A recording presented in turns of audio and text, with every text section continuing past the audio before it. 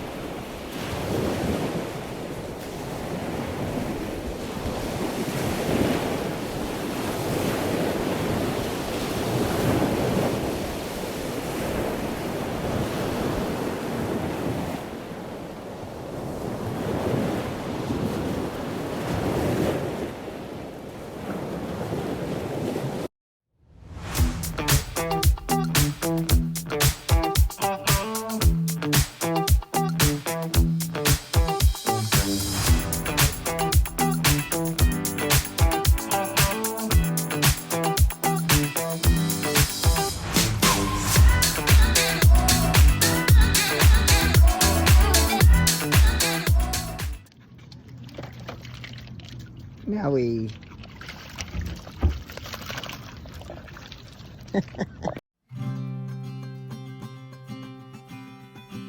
Hey y'all, it is Colston here, and it is Tea Shop Monday. I am making up for last week and this week. So, no new interesting developments with effects of testosterone.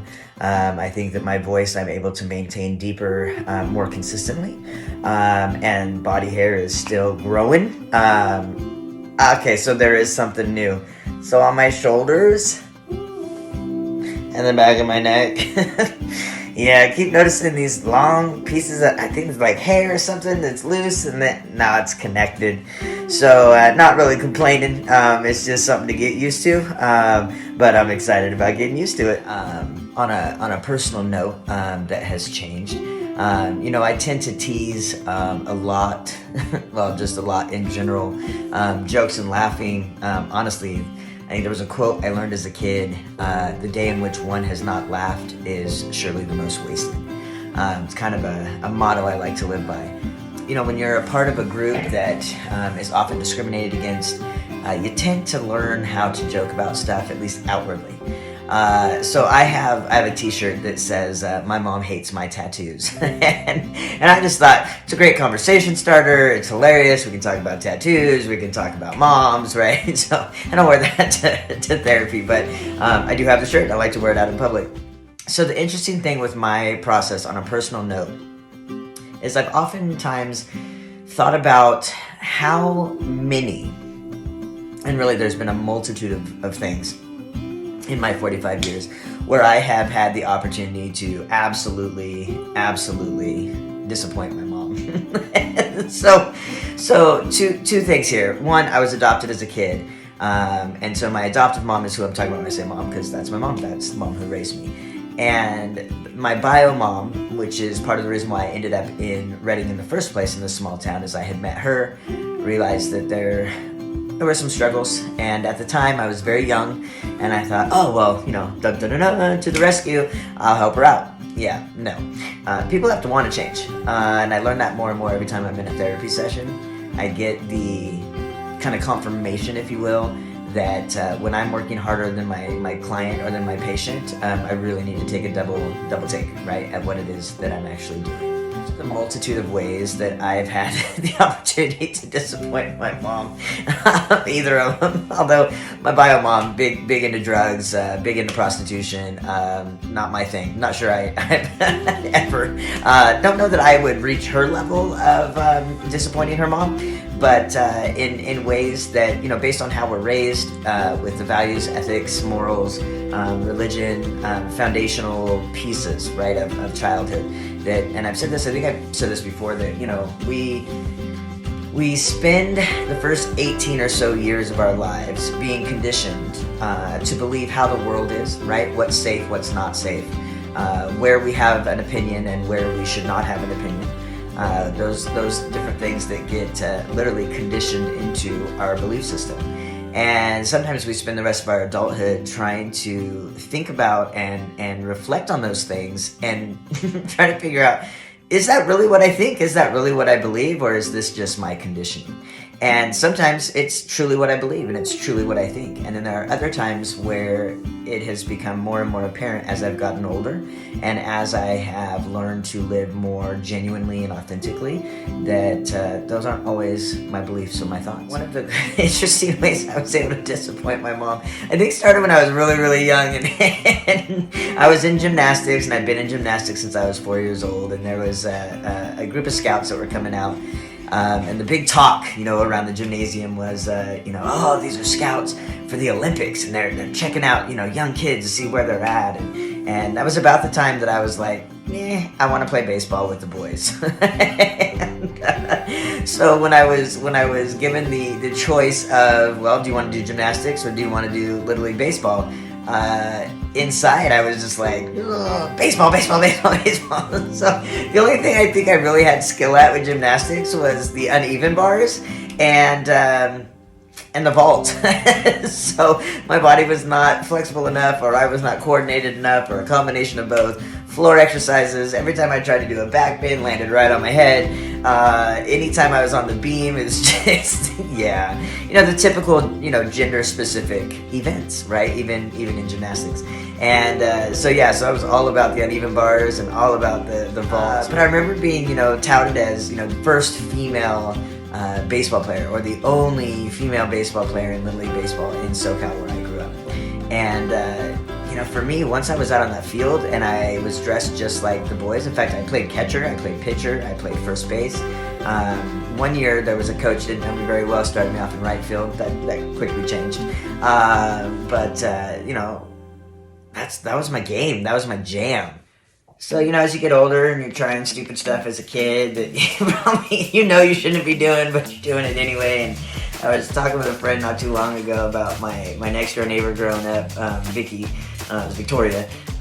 We called her Vicky. And we were stealing cigarettes. And as an adult, I was a smoker for a lot of years. And just, growing up in a Mormon household where the expectations I was not meeting. And then other times where, other people's parents were like, oh my gosh, your testimony is so strong and you're such a model and people look up to you and kids look up to you and which were all feel good things. And I don't discount, and I would never want to change anything about my growing up. Everything that occurred while I was growing up was part of what has really given me the strength and the courage to decide to live the most authentic way that I know how for myself. And so my poor mom.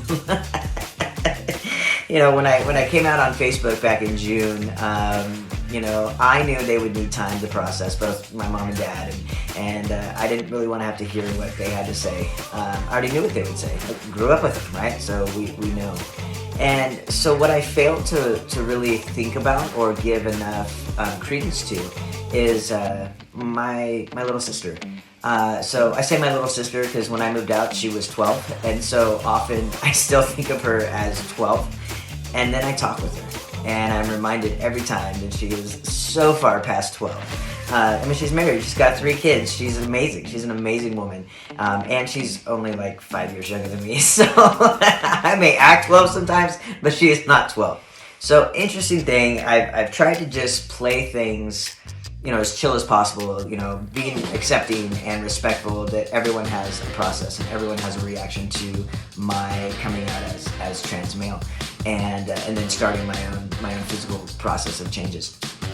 And my sister is the one who honestly I remember her calling me at the time when I thought I was just hiding the fact that I was gay, and crying, and why won't you just tell me what's going on, what's going on with you? And I remember just really flippantly saying, so if I told you I was gay, it'd be all right. And she comes back in her poor tears of love and care for me with, I already knew that. So talking with her recently, because I finally decided, it's interesting how we think we're respecting someone else's space under the assumption that they need it, and also under the assumption that they're going to let you know when they're actually ready to talk, and both of which might actually be misnomers. And so I had talked with a really close friend of mine, and was like, it's my sister's birthday, February 20th, and I just, do you think I should call her? A, she hasn't heard my voice, we haven't had an actual conversation since starting testosterone, and text a few times, and I thought, what, I'm gonna call. Listen to my friend, great advice, great perspective, and actually I want to say great perspective. She was not advice giving. It was very much about, well, I think this or I would think that, and never forcing on me, anything. So then I thought, well, I could call her or I could just FaceTime her. So if you're gonna go, you gotta go big, right? So I'm like, if I call and she answers, that's already bonus, right? So if I call, she answers, and we talk, and she sees what I look like and isn't like, what the hell, click. then again, it's another bonus. So honestly, 3 hours. I think we chatted on FaceTime for 3 hours. Got to talk with her. I got to see my 2 nephews and my niece. And I had no idea she'd already talked with them, and explained them at appropriate developmental level for their understanding about, Auntie Cherie is now Colston. And so I just wanted to share some really amazing things from that phone call.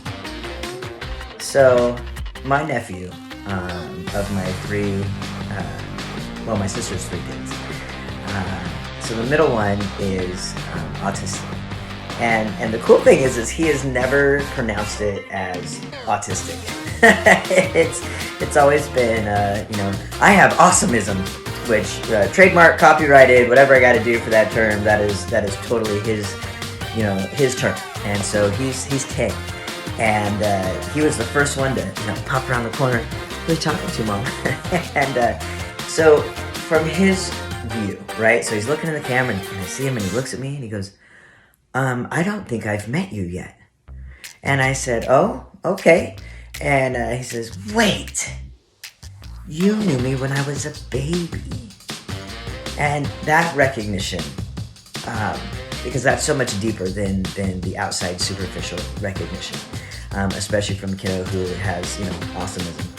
And so, we had further conversations, and I was able to watch him draw Mickey Mouse, and we got to talk about how much he loves Disneyland and his favorite characters, and at the end of the call, my sister says, "Oh, hang on," and she pulls out this envelope, and my niece has written me a note and put it in an envelope, and apparently slid it under the door where her mom, my sister, and we were chatting, and it says, "I miss you, Colston." She spelled my name right. Which adults can't even get that right half the time. But she spelled it right, and she wanted me to know she missed me. And she was very excited when I told her that, her mom and I had talked, and Mom was going to put all these little notes that she apparently wrote, not only that night, but through the next day, and she's going to send them to me. She's going to mail them to me. And so I said, well, that's awesome, because I'll take all the things, and I will put them on my fridge and take a picture and send that to you guys. Reconnecting, especially when I was thinking I'm giving her time and space, and she thought she was giving me time and space, and pretty much what happened is we weren't in contact because we were respecting each other's time and space. Air. We were respecting each other's air. I look at it now and I think, okay, well, yeah, time and place for respecting people's time and space, but this wasn't it. And I was overjoyed and nonstop talking and sharing with my friends. And then my nephew said this, and then my other nephew, her oldest son, said this, and he was so tall, and I barely recognized him until he started flexing with the face he makes. being able to reconnect with my baby sister and to have conversations with her kiddos, and it was Colston this and Colston that. And my sister is so cute. I mean, she's the baby of the family, and we tease her about that forever. So, she's like, it's hard sometimes because I start talking to you and I'm like, oh, Cherie, and remember this, and oh, sorry, Colston, sorry, I don't mean to offend you. And I got to tell her, like, serious, like, in all seriousness, I am not offended. Your whole life you've known me as Cherie. Why would I think that in a split second, all of a sudden it's going to change? We have memories we made together as Carrie and Cherie. We don't have any yet that we've made as Carrie and Colston, except for this 3-hour phone conversation, which is one of the things this year that I am very, very grateful for her openness and her genuineness and her ability to love me. And so here's the other cool thing. At the end of the call, my sister's telling the kids, say goodnight to Colston, and tell him goodnight, and so my nieces, good night, and the oldest nephew's good night, and then here comes my nephew with awesomeism, and he says, good night, Uncle Colston.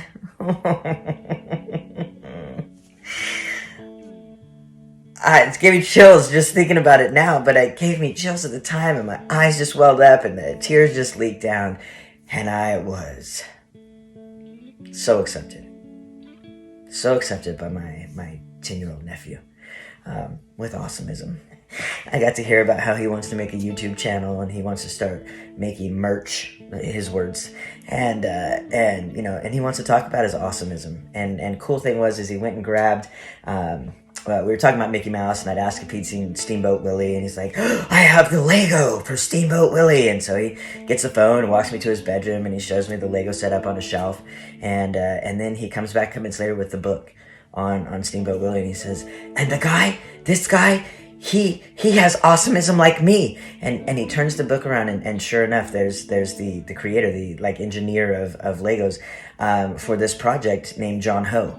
And it states that he has autism, and I just thought, here's my nephew who, despite the pandemic, despite COVID, despite all the odds that have ever been against him his whole entire life, he has hope. And he believes that he can do anything that he wants to do. Mostly right now, he just needs mom's permission. But that's because he's 10, not because he has awesomeism. To hear the excitement and how much he wanted to draw a picture of Mickey to show it to me, and how fast he drew it. And yes, it looked like Mickey. And then he drew another picture, and my sister and I, neither of us, I was like, I don't know what he's drawing. She's like, I don't know what he's drawing either. And he actually turned around and he says, it's me. And he was happy. And, in therapy world, where I spend most of my days, when we do any sort of art therapy or expressive arts, sometimes there's some interpretation into what has been drawn, or how the person has drawn it, or sometimes there's some assessment pieces that we do as well. And I just love that I could look at his art and see a happy face on a kid that he said was him. And I didn't feel any need to assess or delve deeper or interpret, or except it was a happy kid. And his head was much bigger than his body, but I think he was actually attempting to do a caricature, which is just amazing. Just amazing caricature of himself.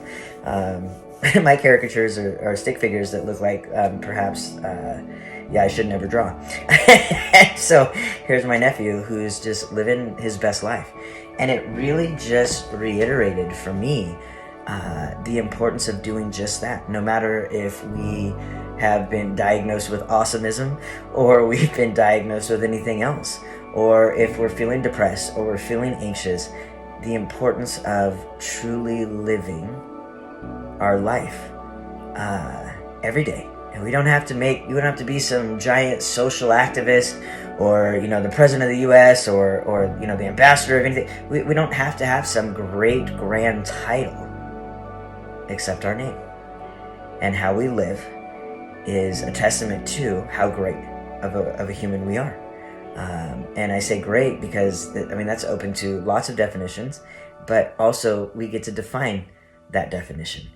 And so if I say, hey, I already know I'm amazing at, A, B, and C, it's not about being conceited and cocky. It's that I believe in myself. And therefore I make the decisions based on what brings me joy or I feel passionate about.